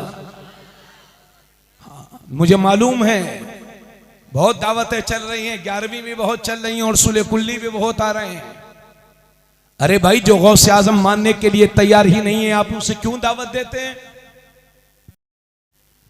हजरत अपनी मां के पास आए मेरे गौस, तवज्जो चाहूंगा। अर्ज करते हैं, अम्मा जान मैं बगदाद शरीफ जाऊंगा पढ़ने। कहां बेटा? बगदाद शरीफ। उस दौर में बगदाद इल्म का बहुत बड़ा मरकज था, बड़े बड़े उलमा वहां रहा करते थे, दरसो तदरीस का काम होता था। और जिस वक्त मेरे गौस अपनी मां से इजाजत तलब कर रहे हैं तलब इल्म हुसूल की, तलब इल्म दीन की, उस वक्त मेरे गौस की उम्र है 18 साल और जिस मां से इजाजत मांग रहे हैं उसकी उम्र है 78 साल। एक एक शख्स की तवज्जो चाहूंगा। मां है 78 साल की, गौसे पाक हैं 18 साल के। गौसे पाक के वालिद मोहतरम भी दुनिया से तशरीफ ले गए, नाना जान भी दुनिया से तशरीफ ले गए। अब 78 साल मां के सामने बुढ़ापे का सहारा 18 साल का नौजवान खड़ा है, कैसे इजाजत दे दें? मगर बात इल्म दीन को सीखने की थी। मां ने इजाजत दे दी, मगर कहा बेटा जा तो रहे हो, मगर ये सोच के जाना कि तुम मुझे आखिरी बार देख रहे हो और मैं तुम्हें आखिरी बार देख रही हूं। मालूम नहीं दोबारा देखना भी नसीब हो कि नहीं। और तारीख बताती है कि गौसे आजम की अपनी वालिदा से जाहिरी जिंदगी में दोबारा मुलाकात भी ना हो सकी। और जब बगदाद शरीफ पहुंचे, 18 साल की उम्र में पहुंचे थे, 8 साल तक उलूम व फनून हासिल किए। दुनिया के बड़े बड़े फनून के माहिरीन से, उलमाए किराम से, मुफ्तियान इज़ाम से, मुहद्दिसीन से, मुफस्सिरीन से इल्म दीन सीखा। और 8 साल पढ़ने लिखने के बाद जब फारिग हो गए तो हमने अपने बुजुर्गों की किताब में पढ़ा है, उनके इल्म का हाल ये था कि इस नीले आसमान के नीचे, इस जमीन के ऊपर, पूरी दुनिया के अंदर गौसे पाक से बड़ा आलिम दीन मौजूद नहीं था। अल्लाह अकबर। अरे बोलो भाई सुभान अल्लाह। मगर आप लोग तो सिर्फ बाबा में लगे हो, बाबा, बड़े पीर साहब बाबा, अच्छे खासे मुफ्तियों को आपने बाबा बना दिया। जब तक मौलाना लोग पढ़ाते हैं तो उसे उन्हें आप हजरत कहते हैं, और जैसी उन्होंने पढ़ाना छोड़ दिया आपने उन्हें बाबा बना दिया। अब मैं गौसे पाक बहुत बड़े आलिम दीन थे, बेशक बेशक हक है। और हैं, सुनिए मेरी बात, मेरे गौस फरमाते हैं कि इल्म हासिल करने के सिलसिले में जितनी परेशानियां अब्दुल कादिर ने उठाई हैं, अगर इतनी परेशानी किसी पहाड़ के सीने पर भी आ जाती तो पहाड़ का सीना भी फट जाता। कभी कभी 40-40 दिन तक ना कुछ खाना नसीब होता था, ना ग़िज़ा, ना रोटी ग़िज़ा नसीब नहीं होती थी। नतीजा यह होता था कि कभी कभी 40-40 दिन तक दरख्त के पत्ते खा करके मेरे गौस गुजर बसर किया करते थे। समझे? इतनी परेशानियां उठाई हैं उन्होंने इल्म के हुसूल के सिलसिले में। अब आप गौर फरमाएं, मां ने इजाजत दी, मां है 78 साल की, इजाजत दे रही है, जाओ बेटे पढ़ने के लिए जाओ। अब आप हमारा हाल देखिए, अगर 4 लड़के हैं तो अब ये अब्बा जी इंतजार कर रहे हैं कि कब मेरा बेटा बड़ा हो जाए। एक बेटा हुआ 20 साल का, दूसरा हुआ 22 साल का, तीसरा हुआ 24 साल का, एक हुआ 26-27 साल का। एक को भेज दिया दुबई, एक को भेज दिया सऊदिया, एक को भेज दिया मुंबई, एक को भेज दिया दिल्ली। जाओ बेटे तुम कमा कमा करके लाओ, तुम्हारे अब्बू जी गांव में प्रधानी का इलेक्शन लड़ाएंगे। हाँ ये बेशक ही है, ये बिल्कुल, हाँ इसमें कोई शक नहीं है, बेशक ये सही बोल रहे हो। बेशक बेशक जी। हाँ जाओ बेटे कमा कमा के लाओ, हमें दो और हम चुनाव लड़ाएंगे। अब भाई साहब नहीं ने पढ़ाने की फिक्र है, मुसलमानों ने तो यही सोच लिया है कि पढ़ना लिखना हमारे मुकद्दर में है ही नहीं। सिर्फ एक देख बिरयानी बनाकर फातिहा करवा दी, हो गई 11वीं। कब सुनोगे ये गौसे आजम की जिंदगी का अमल? सच्चर कमेटी की रिपोर्ट ये बताती है कि 3 से 4% लोग मुसलमानों में पढ़े लिखे हैं, 96% लोग बेपढ़े लिखे हैं। जिस कौम में 96% लोग बेपढ़े लिखे होंगे और 3-4% लोग पढ़े लिखे होंगे, उस कौम का ये हश्र नहीं होगा तो क्या होगा। हालांकि हम उस नबी के मानने वाले हैं कि जब मेरे नबी पर पहली वही नाजिल हुई तो अल्लाह ने फरमाया इक़रा बिस्मि रब्बिकल्लज़ी खलक़ खलक़ल इंसान मिन अलक़ इक़रा व रब्बुकल अकरम अल्लज़ी अल्लम बिल कलम। नबी पर जो पहली वही नाजिल हुई उसमें पढ़ने का जिक्र है और कलम का जिक्र है। जब मेरे नबी ने मक्का शरीफ में ऐलान नबुव्वत किया था तो सिर्फ 17 लोगों को लिखना आता था और वही मेरा पैगंबर 23 साल तबलीग करके जब ज़ाहिरी दुनिया से रुखसत होता है तो 1.25 लाख सहाबाए किराम के हाथ कलम से सजे हुए थे, जिन्हें लिखना भी आता था, जिन्हें पढ़ना भी आता था। सुने भाई, जंगे, सुन लीजिए मेरी बात, सुन लीजिए भाई, ये मैं तकरीर नहीं कर रहा हूं, दर्द दिल बयान कर रहा हूं आपके सामने। जंगे बदर के मौके पर बहुत सारे मुश्रिकीन मार दिए गए और बहुत सारे मुश्रिकीन कुफार जिंदा गिरफ्तार किए गए। मेरे नबी ने हजरत उमर से पूछा, उमर ये जो गिरफ्तार किए गए हैं इनके साथ क्या होना चाहिए। तो तेवर उमर तो आप जानते ही हैं। हजरत उमर अर्ज करते हैं या रसूल अल्लाह ऐसा किया जाए, इन्होंने जुल्म आप पर बहुत किया है, बहुत तकलीफें दी हैं, या रसूल अल्लाह इनकी गर्दन मार दी जाए, इन्हें कत्ल कर दिया जाए और हम में से हर शख्स अपने ही रिश्तेदार को कत्ल करे। ये तेवर उमर थे। आका करीम सल्लल्लाहु अलैहि वसल्लम ने हजरत अबू बकर से पूछा, अबू बकर इनके साथ क्या होना चाहिए। तो हजरत अबू बकर अर्ज करते हैं या रसूल अल्लाह ये अपने ही खानदान के लोग हैं, अपने ही अजीज व अकारीब हैं, बहुत सारे रिश्तेदार हैं, या रसूल अल्लाह इन्हें कत्ल न किया जाए, हो सकता अल्लाह इन्हें हिदायत देगा और इनके बच्चे ये भी इनमें से बहुत सारे लोग कलमा पढ़ लेंगे, या रसूल अल्लाह इन्हें कत्ल न किया जाए। मेरे नबी को ये मशवरा पसंद आया और उनमें जो लोग फिदिया देने के लायक थे मेरे नबी ने उनसे फिदिया लेकर के उन्हें रिहाई बख्श दी, और जो फिदिया देने के लायक नहीं थे मगर वो पढ़ना लिखना जानते थे मेरे नबी ने ये कैद लगा दी कि ये जितने कुफार कैद किए गए हैं इनमें से एक एक शख्स जो पढ़ा लिखा है मुसलमानों के 10-10 बच्चों को पढ़ा दे, लिखा दे और रिहाई का परवाना हासिल कर ले। सुभान अल्लाह, सुभान कहो यार सुभान अल्लाह बोलो आप लोग। सुभान अल्लाह, माशाअल्लाह। ये पढ़ाई के लिए मेरे नबी की तरगीब थी। क्या बात है। तवज्जो, मैं बड़े अफसोस के साथ कह रहा हूं कि आज जिस दीन में सबसे ज्यादा पढ़ाई इल्म की तरफ तवज्जो दिलाई गई है, आज उसी मजहब के मानने वाले पढ़ने लिखने में सबसे ज्यादा पीछे हैं। मैं मोहल्ले में रहता हूं, मैं देखता हूं कभी कभी के लड़के लोग नालियों पे बैठे हुए हैं, 5-5 लड़के, पांचों के हाथ में मोबाइल, और कहां बैठे? नालियों पे। जी, ये है हमारी कौम के नौजवानों का, बच्चों का हाल।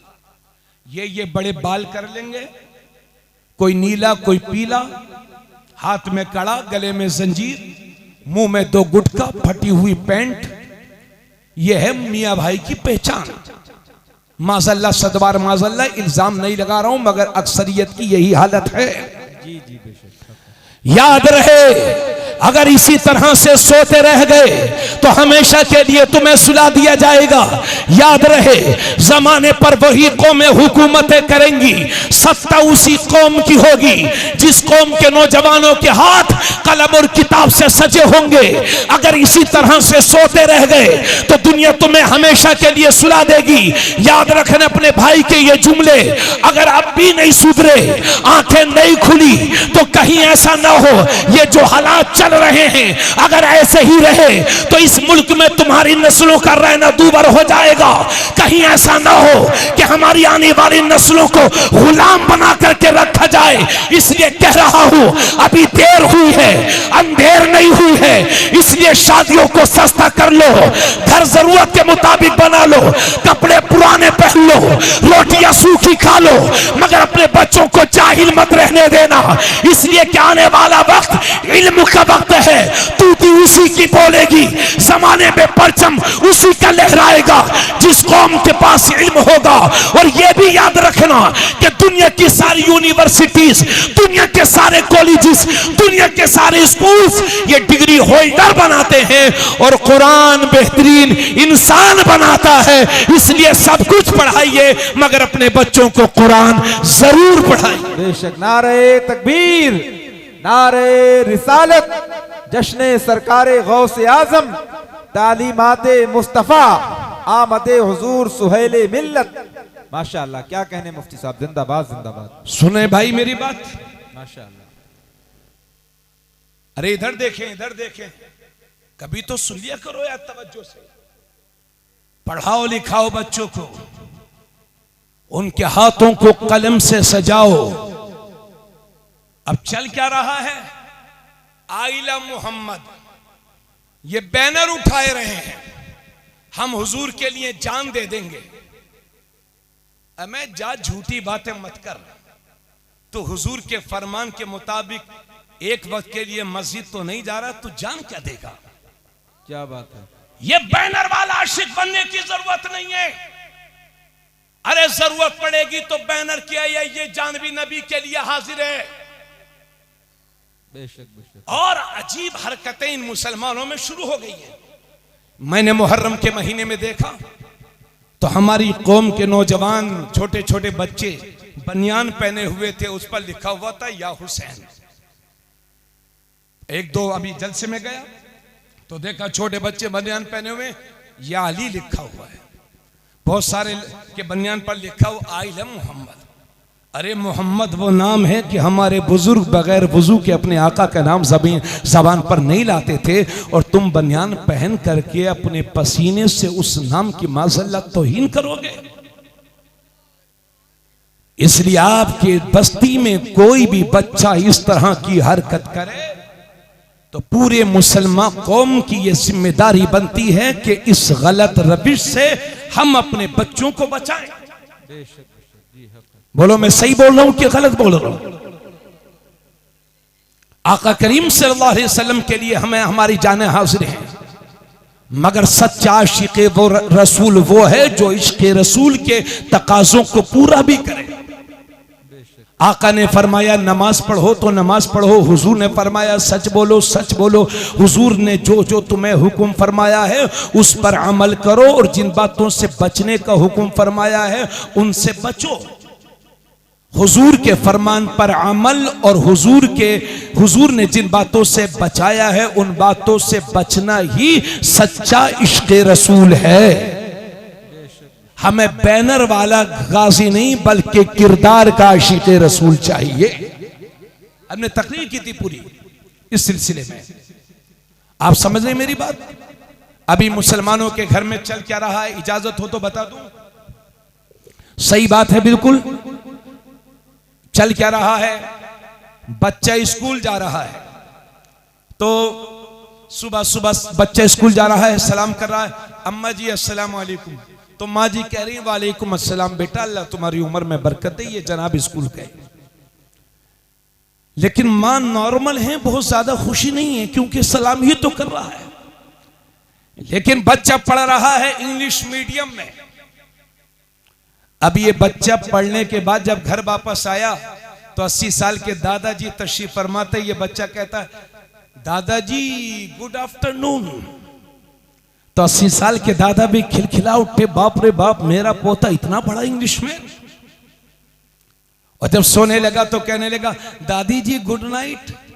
तो इन दादी जी को क्या मालूम था कि गुड नाइट क्या होती है, मगर वो देख रही है कि इंग्लिश बोल रहा है पोता, बहुत बड़ा आदमी बनेगा। अस्सलाम वालेकुम में खुश नहीं है ये कौम, गुड मॉर्निंग गुड नाइट में लगी हुई है।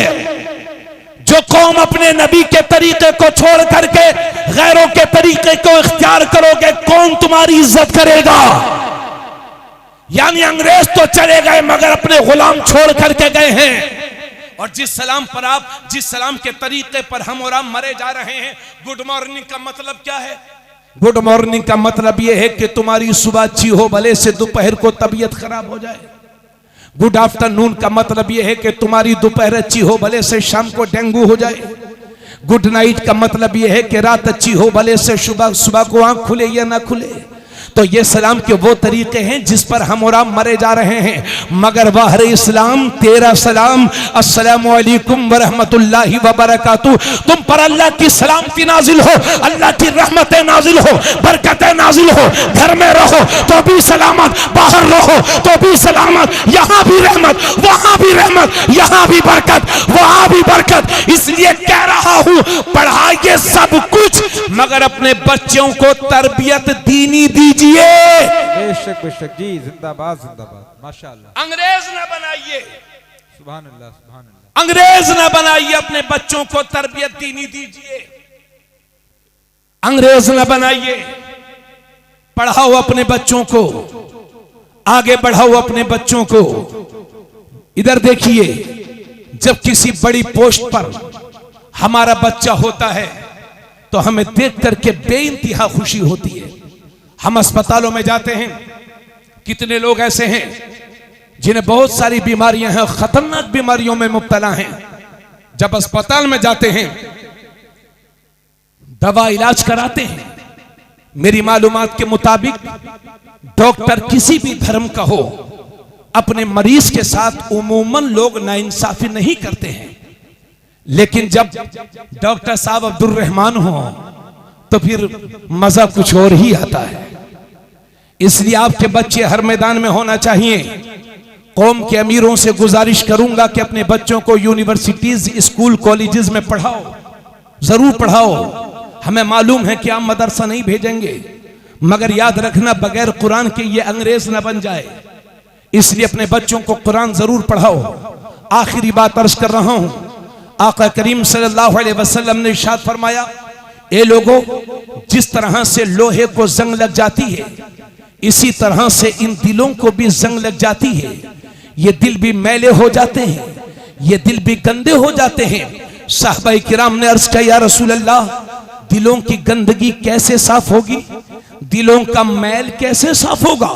तो अल्लाह के नबी फरमाते हैं, दिलों की गंदगी, दिलों के मैल को दूर करना चाहते हो तो कसरत के साथ मौत को याद किया करो और कुरान करीम की तिलावत किया करो। क्या बात है, सुभान अल्लाह सुभान अल्लाह, माशाअल्लाह। शेख अब्दुल हक मुहद्दिस देहलवी लिखते हैं कि कसरत के साथ मौत को याद करने का मतलब यह है, बस 5 मिनट इंशाअल्लाह।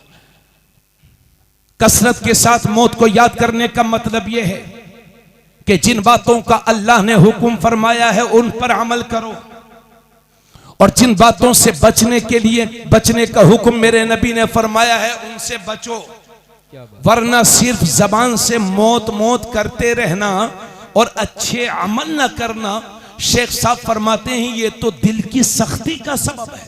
अल्लाह अकबर। यही वजह है कि पुराने लोग कपड़े पुराने पहनते थे, मैले होते थे, मगर दिल उनके बड़े साफ होते थे। आज का आदमी के कपड़े सफेद हैं मगर दिल बहुत गंदा है। इतने गंदे हैं लोग, इतने गंदे दिल हैं लोगों के, अल्लाह ही जानता है। लेकिन हालाते जाहिरा भी तो कुछ बताते हैं ना। बाज लोगों का हाल यह है कि रमजान शरीफ में एक रोजा नहीं रखेंगे, तरावी एक नहीं पढ़ेंगे, लेकिन ईद के दिन आपको पहली सफ में मिलेंगे। कोई बात हो जाए तो अब नेताजी खड़े हो जाएंगे, उंगली लहराएंगे, ऐसा होना चाहिए, तने वैसा होना चाहिए। ये कौन है? ये सेठ जी हैं, ईदू सेठ जी, जो सिर्फ ईद के दिन आते हैं। ये इन लोगों का नफ्स मोटा हो गया है। और इधर देखिए कौम, मैं देखिए हमारा ये मुल्क हिंदुस्तान, जहां पर संविधान है, अल्लाह का शुक्र है, कुरान पर हमारा ईमान है। जब तक हम कुरान पर ईमान नहीं लाएंगे हम मुसलमान कहलाने के मुस्तहिक नहीं हैं। दुनिया की सबसे बड़ी जमहूरियत है हमारा मुल्क, सुन लीजिए मेरी बात, सबसे बड़ी जमहूरियत है हमारा मुल्क। अभी जो हालात हैं वो ये हैं कि हमें अपने बच्चों को पढ़ाना होगा, आगे बढ़ाना होगा। मैं कहना कुछ और चाहता था, मेरे जहन से निकल गई वो बात। चलिए अल्लाह रहम फरमाए। तो मैं ये कह रहा था कि हमें इस सिलसिले में गौर व फिक्र करना होगा, आगे बढ़ना होगा और मुकम्मल तौर से मुसलमान बनना होगा। सिर्फ बाज लोगों के नाम होते हैं सज्जाद, और सजदा एक नहीं। बाज लोगों का नाम होता आबिद। आबिद का मतलब इबादत गुजार। नमाज दूर दूर तक नहीं, ये सिर्फ जुमे वाले हैं। बाज लोगों के नाम होते रमजानी, है ना, और रोजा एक नहीं। अक्सरियत की यही हालत है। मेरी बात सुन लीजिए आप। इसलिए मैं आपसे गुजारिश करता हूं, इस वक्त आप बड़े इम्तिहान से गुजर रहे हैं, मुल्क के हालात पुरसुकून रहें। मैं आपसे गुजारिश कर रहा हूं, आप इसके लिए दुआ भी करें। अल्लाह का शुक्र है हमने इसी मुल्क में हम पैदा हुए हैं, है ना, अल्लाह का शुक्र है। और अल्लाह का जहां हुक्म होगा वहां मौत आएगी, वहां दफन हो जाएंगे। हमने कोई एक जगह के लिए खास मकाम नहीं बना के रखा है। हमने तो अपने नबी से ये सुना, मेरे नबी फरमाते हैं, आका फरमाते हैं कि हो सके तो मदीने में आकर के मरो, क्योंकि जो मदीने में आकर के मरता है मैं उसकी शफाअत कराऊंगा। क्या बात है। अरे बोलो यार सुभान अल्लाह बोलो जी। तो मैं अब आपसे गुजारिश करता हूं, ये आज घनश्यामपुर जिला शाहजहांपुर में जो जलसा हुआ है, आप काबिल मुबारकबाद हैं।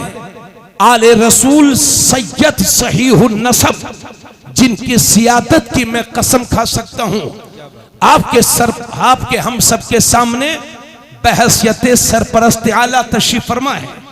आपके चेहरे की ज़ियारत करें। अगर ये जलसा ना होता तो शायद हमें हमारी हजरत से मुलाकात होती कि नहीं होती, कोई पता नहीं। बहुत सारे लोग तो ऐसे होंगे जो पहली बार हजरत को देख रहे होंगे जी, इसमें कोई शक नहीं है। आपसे मैं ये अर्ज करूंगा और पूरे हिंदुस्तान के मुसलमानों से अर्ज करूंगा कि बाज गांव में मैंने देखा है कि मोहल्लों में मुकाबले में जलसे होते हैं। गांव एक है, 5 मोहल्ले हैं तो 5 मोहल्लों में जलसे होंगे। एक मुकर्री साहब आ रहे हैं, उनका नजराना है 30,000। दूसरे वाले कह रहे हैं नहीं हम 50,000 वाले को बुलाएंगे। तो एक मोहल्ले में एक बस्ती में, एक गांव में 5 जलसे। किस लिए? मुकाबले के लिए। मुकाबला हो रहा है, समझे। दूर दूर से लोग आ रहे हैं कि हमारी कमेटी ने बड़ा जलसा कराया, हमारी बड़ी कमेटी ने बड़ा जलसा कराया। सुनो मेरी बात। पहली बात तो यह है कि बगैर परमिशन के, बगैर अपने करीबी चौकी या थाने की इजाजत के बगैर आप बड़े जलसे का एहतमाम न करें। दूसरी बात यह है कि अपनी मस्जिदों में अच्छे उलमा को इमाम रखें। आजकल हमारे मदरसों से बासलाहियत मुफ्ती, नौजवान आलिम फारिग हो रहे हैं, है ना। उन मुफ्तियाने किराम, नौजवान उलमा से राब्ता करें, अच्छी तनख्वाहें दे करके उन्हें अपना इमाम मुकर्रर करें। आप 20,000 25,000 में तनख्वाह देंगे इंशाल्लाह, तो आपका नौजवान आलिम दीन दिल खोल करके आपकी खिदमत करेगा। जो काम आपके 5 जलसों से नहीं हो सकता, वो 1 महीने की 4 जुमों की तकरीर से नौजवान आलिम कर सकता है। इसलिए आप जुमे की नमाज में अपने उलमा की तकरीर कराएं, जलसों को कम करें, कम खर्च में मुनक्किद करें, अपने उलमा को से तकरीर कराएं। और अगर हो सके तो आसपास के आलिमों से राब्ता करें। इलाके का जो बड़ा आलिम दीन है उसको जुमे के दिन की दावत पेश करें, बगैर लाउड स्पीकर के 1 घंटा या 40 मिनट या आधा घंटा अपने आलिम की गुफ्तगू सुने। वक्त पर जैसे ही अजान हो मस्जिद में हाजिर हो जाएं, आधा घंटा 40 मिनट तकरीर सुने, उसके बाद नमाज पढ़ें और उस पर अमल करने की कोशिश करें। अगर आप में सुधार नहीं आएगा और ये जलसे हजारों लाखों रुपयों के खर्च वाले जलसे होते रहेंगे, तो हमको लगता है कि आप कोई बहुत बड़ा फायदा होने वाला नहीं है। इसलिए आप उम्मत की इस्लाह के लिए, कौम मुस्लिम की इस्लाह के लिए अच्छे इमामों का इंतखाब करें और उनकी कदर करें। इमामों के पीछे हाथ धोकर न पड़े, उनकी कदर करें। एक बात मैं आपसे ये भी कह रहा हूं कि आजकल हो क्या रहा है, अगर किसी इमाम ने आपकी बस्ती में कह दिया कि जिसके घर डीजे नहीं बजेगा, जिसके घर शादी में नाच गाना होगा, जिसके घर डीजे से बारात आएगी, जिसके घर नाच गाना होगा, मैं उसका निकाह नहीं पढ़ाऊंगा, तो जैसे इमाम साहब ने कहा तो ये उल्टी खोपड़ी का सेठ ये इमाम साहब का ही हाथ धोकर पीछे पड़ गया। जो बेचारा 10,000 15,000 की मामूली तनख्वाह में आपको और हमको कलमा सिखा रहा है, ये उल्टी खोपड़ी का सेठ इमाम का पीछे पड़ गया और ये बोला मैं देखता हूं इमाम कैसे नहीं निकाह पढ़ाएगा। अरे ये नहीं पढ़ाएंगे, मैं 5 मौलवी इलाके से बुला के रख दूंगा, ऐसे ऐसे मौलवी तो मेरी जेब में रखे रहते हैं। अरे उल्टी खोपड़ी के हराम कमाने वाले, हराम खाने वाले, उल्टी खोपड़ी के सेठ, शरीयत में अक्ल के घोड़े मत तोड़ा। शरीयत तेरे बाप की मोहताज नहीं है, तू शरीयत का मोहताज है। बेशक बेशक जी, हक है। वाह वाह वाह। बहुत सारे हरामखोरों को देखा गया है कि उन्होंने अच्छे इमामों का उस बस्ती में रहना मुश्किल कर दिया है। नतीजा यह होता है कि इमाम चले जाते हैं, 8-8 दिन तक मस्जिद में कोई नमाज पढ़ाने वाला नहीं होता और जो नमाजी होते हैं उन्हें निहायत दिक्कत होती है, क्योंकि इसको तो सी जुमे के दिन आना है ना। इसलिए मैं आपसे अर्ज करता हूं कि अपने नौजवान उलमा जो आपके मदरसों से फारिग हो रहे हैं, बासलाहियत, चाहे वो नौजवान हो चाहे उम्र दराज हो, बाअमल, बाज लोग देख रहे हैं कि इमाम साहब की आवाज अच्छी होनी चाहिए, इमाम साहब के सुर अच्छे होने चाहिए, भले से मखरज उनका ठीक ना हो। एक इमाम साहब के पीछे नमाज पढ़ी मैंने लखनऊ के पास, तो भाई साहब मुझे नमाज दोबारा पढ़नी पड़ी, मगरिब की नमाज। मैंने एक लड़के से कहा यार वो 14-15 साल का होगा, मैंने कहा इमाम साहब को तुम लोग टोकते नहीं हो, इनकी किरत इतनी खराब है कि इनके पीछे नमाज ही जायज नहीं है। तो वो लड़का मुझसे कहता है हजरत इन्हें इस मस्जिद में 18 साल हो गए हैं, हम कुछ कहते हैं तो ये कहते हैं अबे जुम्मा 8 दिन तू चला है मुझे समझाने के लिए, और इमाम साहब डांट करके नौजवान बच्चों को खामोश कर देते हैं। और उनका मिशन क्या है? तनख्वाह बढ़ाओ, इमामों की तनख्वाह बढ़ाओ। अरे इमाम साहब अपना मखरज तो ठीक कर लो। अक्सर माज़अल्लाह माफ करना, मगर अक्सर इमामों की हालत यह है कि उनके मखारिज तक ठीक नहीं है। आप अपना मखरज ठीक कर लीजिए, रोजी देने वाली जात मेरे रब की जात है। और मैंने देखा है कि जो बासलाहियत अच्छे इमाम होते हैं, हमें कौम उनको अपने सरों पर बिठा करके रखती है। कितने इमामों को तो उनकी मस्जिद के मुक्तदियों ने हज कराए हैं, कितने इमामों को लोगों ने उम्रे कराए हैं, कितने इमामों के बच्चों की लोगों ने शादियां तक की हैं।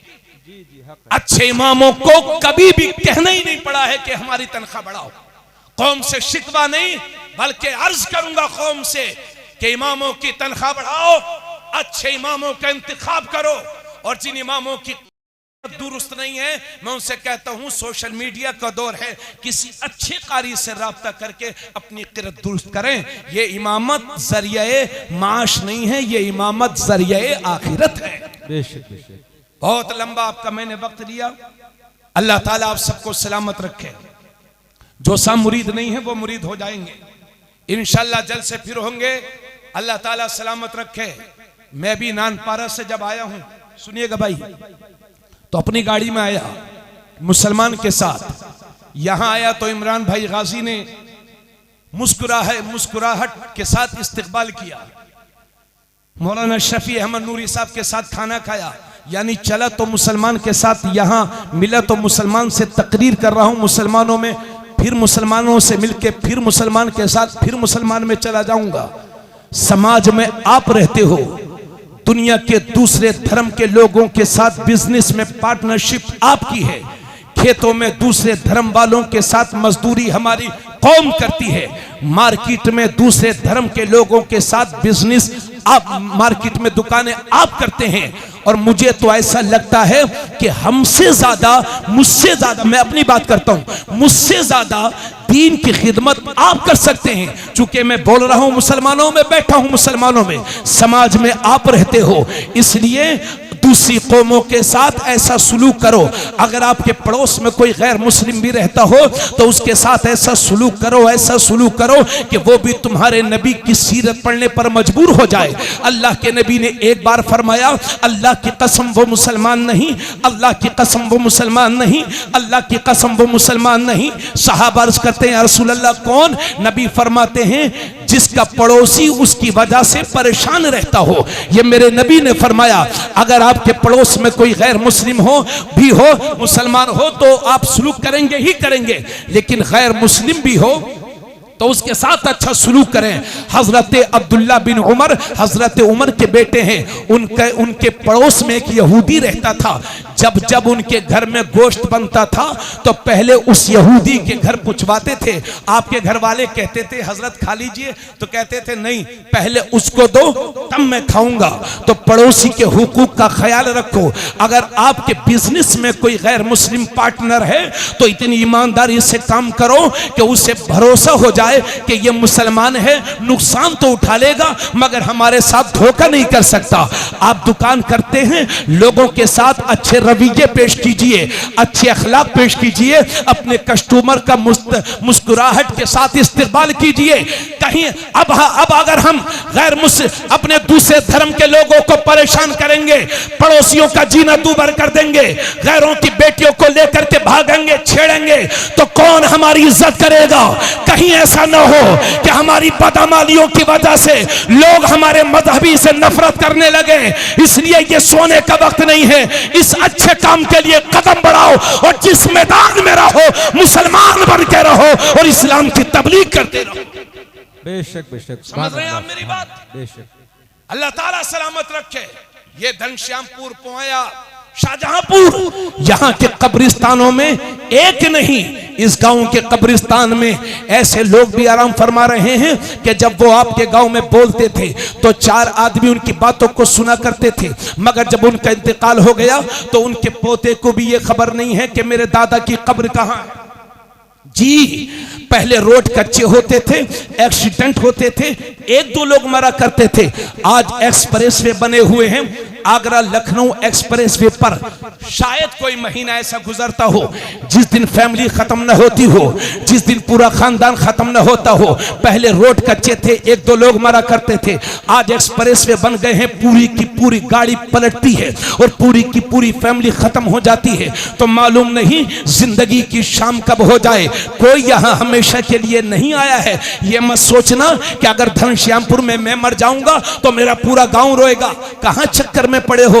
2-4 लोग रोएंगे, सयोम की फातिया हो जाएगी, 40वें की फातिया हो जाएगी, उसके बाद आपके घर में पराठा भी बनेगा, बिरयानी भी बनेगी। आपके बेटे को भी ये मालूम नहीं रहेगा कि मेरा बाप किस दिन इंतकाल किया था। जी, इसलिए ये मत सोचना कि हम यहाँ हमेशा के लिए आए हैं। हमेशा की सिर्फ अल्लाह की जात को है। हम सब फानी हैं, बाकी रहने वाली जात खुदा की जात है। इसलिए आज आए हो तो खाली हाथ मत जाओ। आले रसूल आए हैं, इनके हाथों में हाथ दे करके तौबा करके जाओ और जो हुक्म फरमाएंगे, जो आपसे वादा कराएंगे, सुन करके टाल मत देना, उस पर अमल करो, पक्के सच्चे मुसलमान बनो। इस्लाम और कुफ्र के दरमियान सबसे बड़ा फर्क नमाज का है। मुशरिक की पहचान यह है कि वो दरबदर झुकता है, मोमिन की पहचान यह है कि वो सिर्फ खुदा के लिए झुकता है। मौत कब आ जाए कोई भरोसा नहीं। इसलिए इस महफिल में आए हो, खाली हाथ वापस ना जाओ। रसूलुल्लाह को हाजिर और नाजिर जान करके अल्लाह की बारगाह में तौबा करके जाओ और अपने आप से ये वादा करके जाओ कि इंशाअल्लाह आज के बाद कभी नमाज नहीं छोड़ेंगे, इंशाअल्लाह कभी जिना नहीं करेंगे, इंशाअल्लाह कभी जुआ नहीं खेलेंगे, इंशाअल्लाह कभी शराब नहीं पिएंगे। ये वादा करके जाओ, पक्के सच्चे मुसलमान बन जाओ। फिर तुम्हारा भाई तुम्हें यकीन दिलाता है, ये जो परेशानियां तुम्हारे सामने खड़ी हुई हैं, ये जो हालात तुम्हारे सामने हैं, ये बादल हैं, उड़ जाएंगे।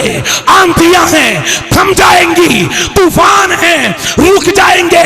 इस्लाम का उजाला कयामत तक बाकी रहेगा। मेरे अजीज, तू अपना रास्ता सीधा कर ले। अगर रास्ते में पत्थर भी होंगे तो अल्लाह मोम बना देगा, कांटे भी होंगे तो फूल बना देगा। बेशक बेशक, सुभान अल्लाह, सुभान अल्लाह, जिंदाबाद। ये मोहम्मद से वफा तूने तो हम तेरे हैं।